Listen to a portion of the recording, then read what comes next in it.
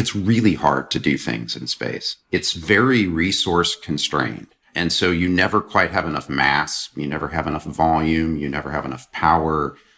You don't have enough data. You're 100 million miles away. It's very difficult to communicate. The environment is trying to kill you. There's just a lot going on there. Welcome to Redefiners, a podcast designed for daring leaders who are changing what it means to lead in today's increasingly complex world. I'm Nanas Mutashami, a leadership advisor at Russell Reynolds Associates. And I'm Clark Murphy, the former chief executive and also a leadership advisor. Naz and I have spent our careers exploring what works and what's next in the realm of leadership. In each episode, we ask our guests deep and provocative questions about how they've challenged the norms and how they've redefined their organizations and ultimately themselves as leaders. Also, you can answer this one question. How are you redefining your leadership? Perhaps the boldest question yet. Conversations that matter. Inspiration for us all, whether you're kicking off your career or crafting your legacy. Thanks for joining us. Let's dive in. Hi, everyone, and welcome to Redefiners. I am so excited to talk with our guest today. He is someone who's been working on undoubtedly some of the world's toughest challenges across a variety of industries, including space, mining, transportation. Prior to his current role, he was a NASA engineer working on the Spirit, Curiosity, and Opportunity rovers, which is still in operation on Mars today. How cool is it to work on something that's used to explore another planet?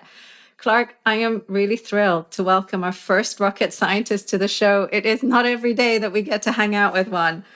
I'm really eager, obviously, to learn more about his time at NASA, but I'm actually very curious to learn more about the man, the kind of the personal side, and to understand where he gets his drive from. And I would actually even call it vocation to solve some truly unsolvable problems related to sustainability. I mean, he's someone that keeps going when, quite frankly, I think most of us would walk away from because they're so complex.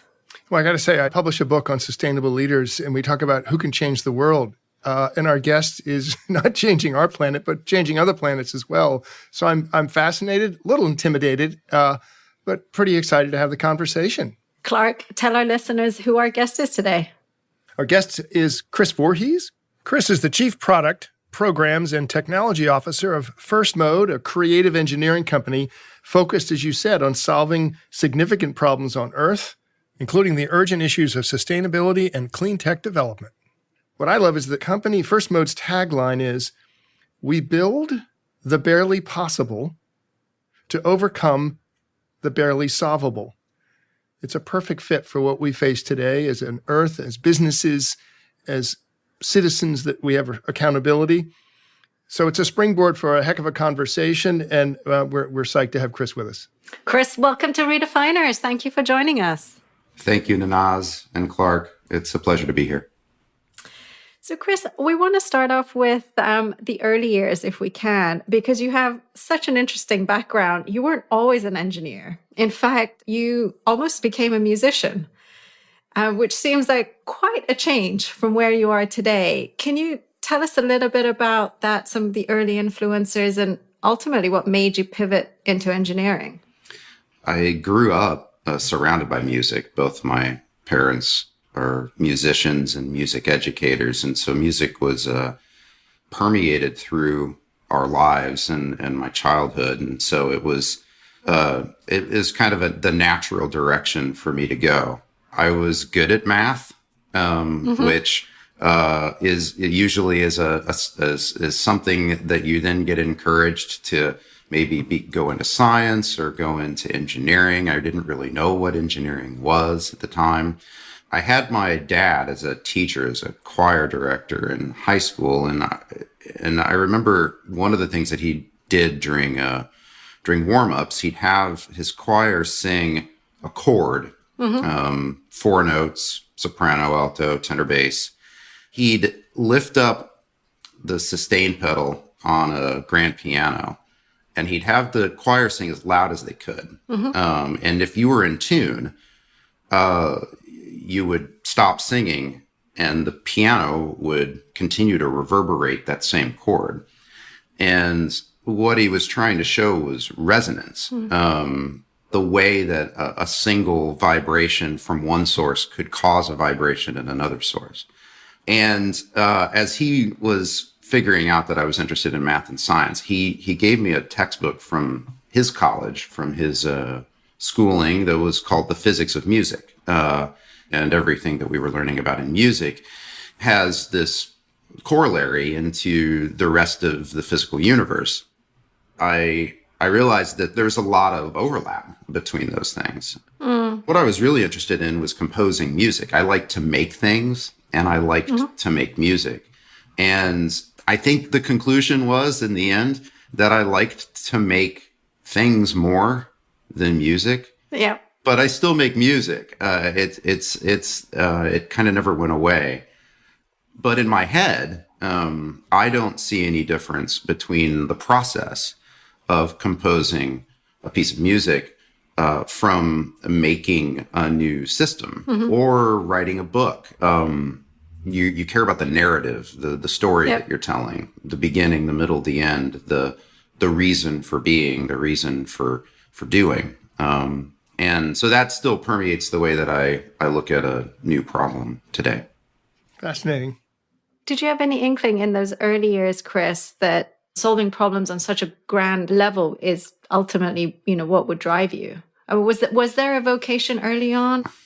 Well, I was interested in space exploration. In leaving high school. There was a space event that happened in 1989 that was a spacecraft named Voyager 2. The two Voyager spacecraft were two robotic explorers that were our first ventures into the outer planets, Jupiter, Saturn, Uranus, Neptune. And in 1989, Voyager 2 rendezvoused and flew by Neptune. And I'm in high school at the time, and I saw this. This is a thing happening, over 1 billion miles away. And we're getting pictures back of this gas giant that we had never been able to see outside of a ground-based telescope. And there it is in this brilliant set of shades of blue. And I thought that was the craziest thing ever. I wanted to know how to do that. Like, what did it take to send something that far away, get a signal back, and actually then create a thing that inspired people through its visual imagery, right? What it was able to see in a place that very likely that none of us will go to anytime soon. I thought that was just the most interesting problem. And so I figured out where they did that. And that's actually where I started my career, was at NASA's Jet Propulsion Laboratory, which is one of the only places in the world that concentrates on the robotic exploration of space. We ask everyone, what's your redefining or defining moment? Is Voyager 2 sending a signal back from Neptune? Was that your defining moment? That was a decision point for sure, of saying, maybe that's a good next step. For me, the real defining moment was working on the Spirit and Opportunity rovers that went to Mars in early 2003. It was the culmination of a lot of thoughts that I had had about how to make things, how to see the world in a particular way, how to connect a problem to a solution. And it was a very specific set of objectives in a very, very, very complicated problem across the solar system. It was, I think, where I learned how to be an engineer, how to be responsible and cognizant, how to break a problem down into solvable bits and put that problem back together so that you can do something. And then really just the power of people, that it's like, you can do anything. So there you are working on these Mars rovers, cool and daunting at the same time, right? And I guess the simple fact that you're sitting in one planet while you're trying to foresee and mitigate problems in another planet that you really don't know much about. Yeah. Was it daunting? Was it daunting for you? How do you begin to approach that? We know a tremendous amount about the planet Mars today that we didn't know 20 some years ago when we first started the design and development of those systems. In some ways, that's daunting. And in some ways, ignorance is bliss. And if you have to do something, you use the best information you've got. You use the best analogs that you can find. We did a lot of field testing in places that we thought were analogous to Mars. And so my responsibility were the vehicle's mobility systems, its wheels, its drivetrain, how it moves around on the surface. And we didn't really know very much. And so we had to come up with the best guesses we could. And that sounds frightening, but at some point you have to take your best guess. The best choice, or the easiest choice, is no choice at all. You could just choose to wait for better information or wait for more information. And the real beautiful thing was that we couldn't. Celestial mechanics drove the deadline. It's like you can't slip a month. If you slip a month, you have to wait 26 months to go to Mars again. You have a 2 to 3 week window in which you need to get off the planet and on your way. And that is clarifying. With Spirit and Opportunity, we started less than 3 years away from that window, but we knew the entire time how long we had. Otherwise, you can spend forever thinking about a problem.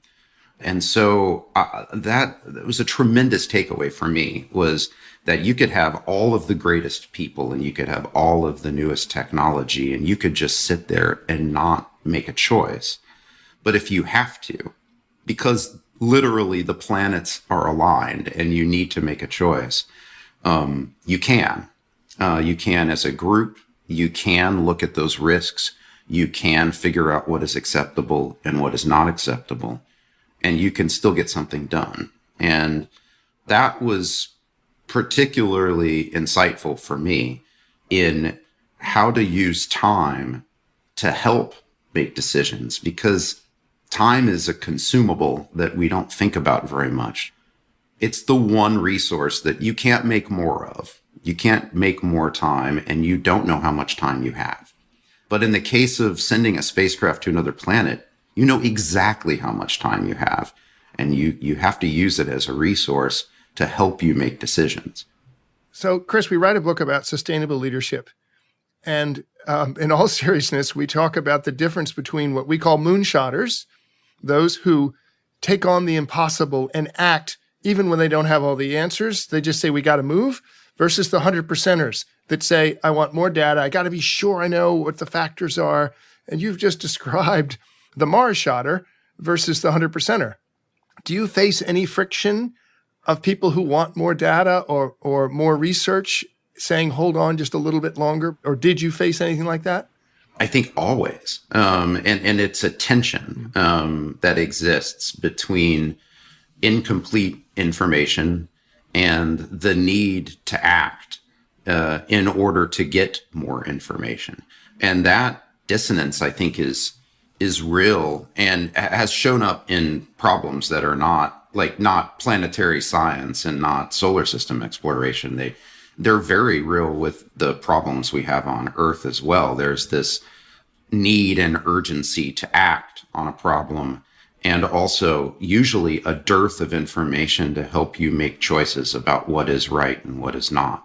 That can just have a tendency to lead to paralysis through, I guess, a thought that if I just wait long enough, there will be enough information to allow me to make the exact right choice. And I guess that's just not something that I ever learned, actually, from the very beginning. It was that time is a factor and that time matters, because you could miss your opportunity to try.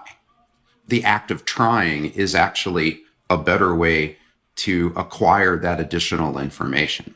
But it's really scary to try, because doubt and fear, like that's for anybody doing something new, there's never enough information. And so you have to create a culture where urgency helps drive those choices. And you also look at time as part of your risk profile. And a lot of times it's not. It doesn't show up at the top of a list. And for me, that time is very important. You can always make a better system. You can always make a safer system. You can always make a cheaper system. But if you don't do anything at all, you may never get the chance to make it better, safer, cheaper, because you missed your window. I think this is probably one of the first questions asked when we talk to boards of directors and CEOs about sustainable leadership and action orientation, because the question is, well, where do I start? And our response is, just start. You may pick one thing and act on it, measure it, but just pick one and go. And some of the simpler, that's a relative term, issues to solve than getting a rover in Mars 1 billion miles away. But the thesis remains the same, is you have to start somewhere.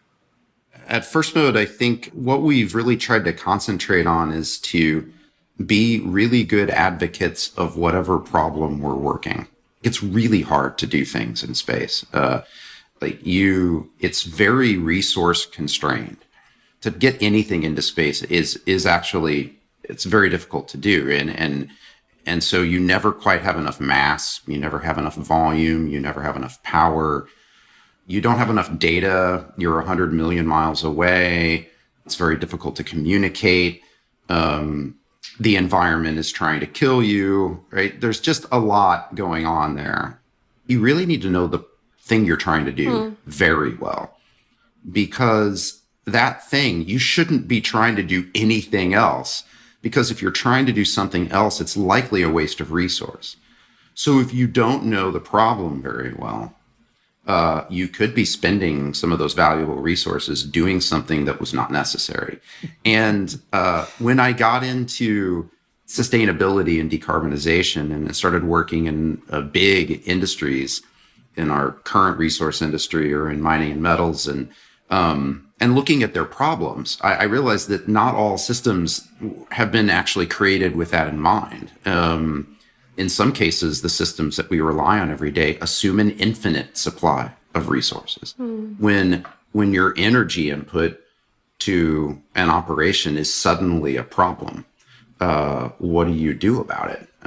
When your system was not designed to be efficient in that way in the first place. So we don't really look at a mine site any differently than we look at a spacecraft. It's a system. It's a system of systems that is trying to do a specific thing. In order to do that in an efficient way, you better really understand what it's doing, why it's doing it, how it's doing it, who's affected by it, what it interfaces with. And it's really important to spend time on that. It's the deeply unsexy part, right? Implementing is way more fun. Doing it is way more fun.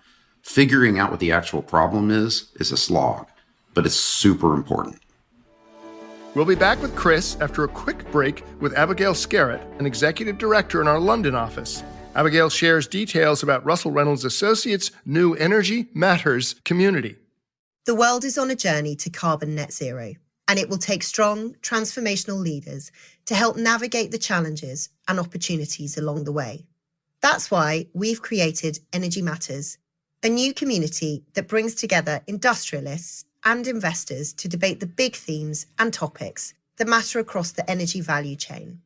Topics like the future of transportation, energy investing, climate change, the emerging hydrogen economy, technology, supply chain, and the transition from fossil fuels. We'll dig into these topics and more as we discuss the issues that are impacting the world's path to decarbonisation.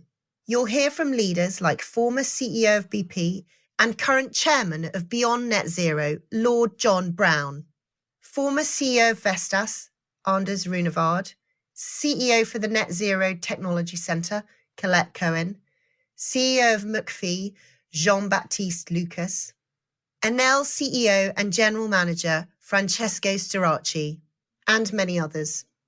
Go beyond the hype to explore perspectives and insights from global leaders on the most impactful initiatives helping to propel businesses and the world towards sustainability.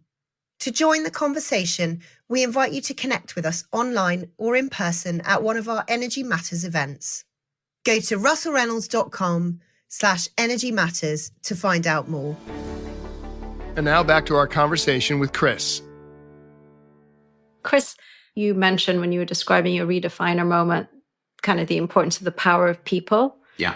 In trying to solve these complex problems, how do you create the right team, the right culture? Are there parallels from the NASA days to the First Mode days? For sure, parallels. I think the first thing is making sure that we surround ourselves with people who care about the problem. And when we first started to grow the company, we had just a few traits that we identified that we thought we wanted to emphasize when we were interviewing, hiring, looking for staff. One was just a genuine curiosity about other people's problems. Like somebody that wasn't coming in and just wanted to do a particular widget for widget's sake, but like they were just curious about, somebody else's issue. And also were very good systems thinkers. They see the connections, concentrate on what that problem looks like, and can see the field at play quickly. We had this one, and still use this today, that was just the systems thinking interview session. It was just an hour with the candidate with a couple of our engineers. And it was one problem. We called it the Zamboni problem. And you just posed a question about a problem that you were having with a Zamboni, and then just wait and see how they work through that problem. Because a lot of people don't even know what a Zamboni is. So do they ask about that? What are the questions that they ask? Yeah. How do they phrase the problem? How do they scope it? How do they figure out what the problem is? Do they ask about the environment around it? Do they ask about the customer? Or do they just dive in and start saying, start talking about the machine? And what we're looking for is, did they try to figure out what was actually trying to be solved? Right? Which is to, clean the ice up. Did they go all the way back to that? Did they figure out who the stakeholders were? Did they use good first principles? And so we wanted to find folks that were somewhat ambidextrous, that didn't necessarily care about the specific problem, but could navigate from one problem to another, but use those same skills, draw from them to help identify a good path, and then ultimately arrive at a solution. You talked about being a responsible engineer. And there's a discussion today about responsible innovation, as opposed to go out, break it, try it again, make it better. Can you talk about responsible innovation, what it means to you? I think frequently we don't necessarily spend enough time thinking, let's say we're working on a widget and we really like our widget and we think our widget is great. I don't know that sometimes a lot of time is spent thinking about the system in which the widget has to operate, the greater system, how it interfaces with the rest of the world, what those ramifications could lead to that could be unintended consequences about the widget that you think is great.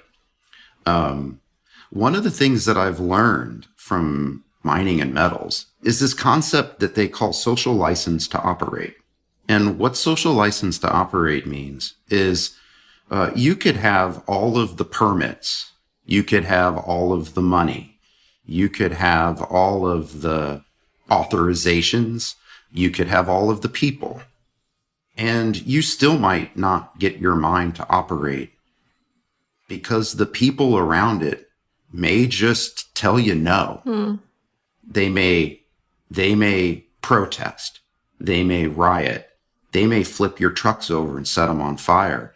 They may, and sometimes have, choose violence to keep you from doing your work.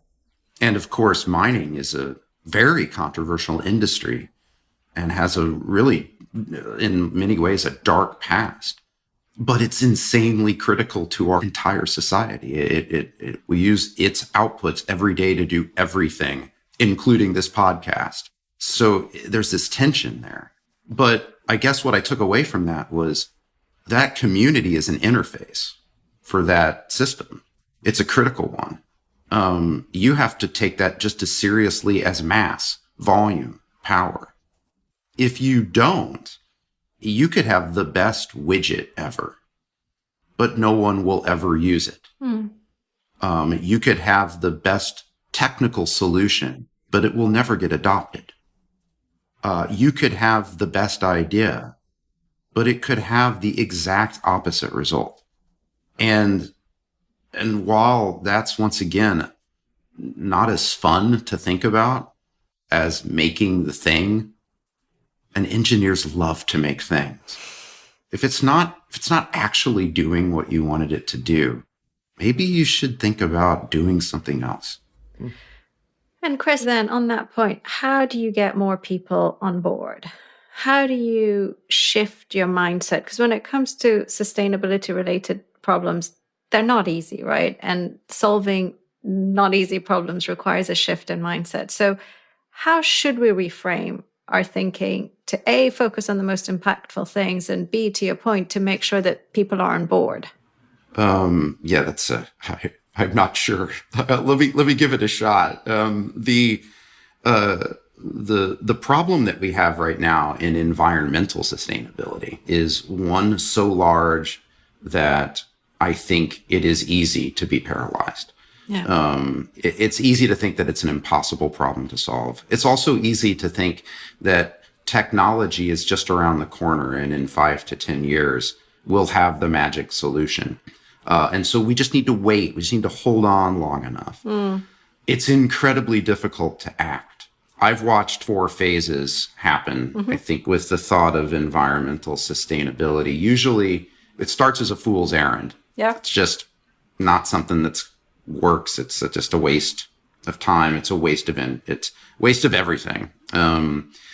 Then it's necessary. We're going to have to do it, not now, but at some point. Then I think it becomes inevitable. It's increasingly urgent, going to need to have plans to make this happen. And then I think finally, it's just a good business opportunity because it just makes sense. I think we're pretty close to inevitable now. I think I've watched the mining and metals industry just in the last 3 to 4 years move from it's necessary to it's inevitable. And now some of them are thinking perhaps it's existential. And the moment that happens, it starts to look like good business. Yeah. And you start to think about it both offensively and defensively in your business plan. And the purpose of First Mode right now is to try to help people through that motive force and to help make progress with it. I think what's been frustrating for people who have been concerned about the environment for the last few decades has been just a frustrating lack of action. There has not been a frustrating lack of progress. There's been an enormous amount of progress, but it's just it's a problem that we've never seen the likes of before. And so it can make even big efforts seem too small. Yeah. But that doesn't at all mean they're not worth it. At some point, and you just don't know when, that groundswell takes. And we certainly want to do our part in that and ride those transitions to the greatest extent possible. Thank you, Chris. We like to end each session with a set of rapid fire questions. So this is where we're going to ask you a series of 5 questions, and we ask you to reply as quickly as possible with whatever comes to mind. Are you ready? Yes. Okay, you've had your cup of coffee. Question number 1. When do you do your best thinking? Is it morning, afternoon, or evening? Evening. What was your worst subject in school?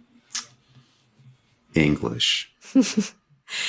Question number 3. What's one thing or activity that sparks creativity for you and gets those juices flowing? Doodling. What's your best and worst habit? Estimating. I'm a big fan of estimating and being able to not get too caught up in getting the exact number. So I think that's been a good, I guess habit is kind of the wrong thing, but a good trait that I've leaned on. Worst, I argue with myself. I will frequently argue both sides of a problem, which I think is actually quite useful, and it confuses everyone else. So I try increasingly to not do that in front of people. And the last question, complete the sentence, I wish everyone would. Okay. I wish everyone would relax. Let me explain that. We frequently, it's important not to panic. And we have such big problems that take a great deal of time and effort, conversations, compromise. And all of those are not helped by panicking. Yeah. They actually require good thought and good discussion. Amazing. Thank you, Chris. There's a lot to digest here. And we think back about what we take away. And there's so much here. I mean, it was fascinating for you to talk about in the beginning that music and resonance, creating a vibration from one source that goes to the other. And now you have this resonance of the things we use every day and the complexity of the mining world and solving these problems. And then you get inspired by Voyager 2 going to Neptune, where people have visual imagery of a place they'll never go themselves. And so you say, okay, I'm going to work on the Opportunity rover project where no one's ever going to go, but we can learn so much from. And let ignorance be a great motivator, not something that intimidates you, because you could get paralyzed and actually take no action at all. So to take action, you saw, which I love, the sense of time. Now, you have a time of planetary science, but time can force you to make decisions because it's the one resource you can't get more of. Time goes away every second that we're sitting on this podcast. So use time as a motivator and as a pressure to act. And literally, when the planets align, you got to go. You got to go. So do that. Create a culture where urgency leads you to choices, and time's part of your risk profile. I think so many people are afraid of what to do. But if you do nothing, then you'll never have a chance to make a better system, a cheaper system, or more efficient system. So you've got to move ahead. And figuring out the problem's the biggest slog. I think we always worry about go to the solution. You're saying figure out the problem, focus on the problem by breaking problems down into solvable bits and then putting it back together to solve the problem. Relying on the power of people to do the most amazing things. If you listen to them, you can do anything. And to implement, you created teams. So let's think about genuine curiosity, systems thinkers. We talk about systems thinkers as the number one thing of sustainable leaders. And finally, this sense of responsible innovation and the social license to operate, that you can have permits, you can have money, you can have everything, but the community is the interface of anything we do. It could be a mine, it could be a widget, it could be a device. But if we don't understand the community as part of the interface, then we'll never open the mind, launch the product, or solve a problem. And finally, the 4 phases of sustainability. Fool's errand, waste of time. Why would we even think about this? It's necessary. We have to do something at some point. This issue has become inevitable, so let's make a plan against it. And oh my God, this might be a business opportunity to change the world. You're making rocket science and rovers and mining seem simple, but that's your thing about breaking down problems. So you've broken down a bunch of problems for our listeners and made it a lot simpler. I think you're going to get a lot of demands on your time to go speak some more. But thank you for speaking with us today, Chris. It was a pleasure. Thank you. Thanks for the opportunity. Thanks for joining us on this episode of Redefiners. For more dynamic insights from leaders from across industries and around the world, listen to Redefiners wherever you get your podcasts. And to learn more or get in contact with us, visit our website at russellreynolds.com, find us on LinkedIn, and follow us on Twitter at RAOnLeadership. See you next time. Do you have a question on leadership, career development, joining a board, or other topics you'd like to ask one of our consultants? Well, now's your chance. Send us your question. Email us at redefiners@russellreynolds.com for an opportunity to have your question answered on the podcast by one of our experts. See you next time on Redefiners.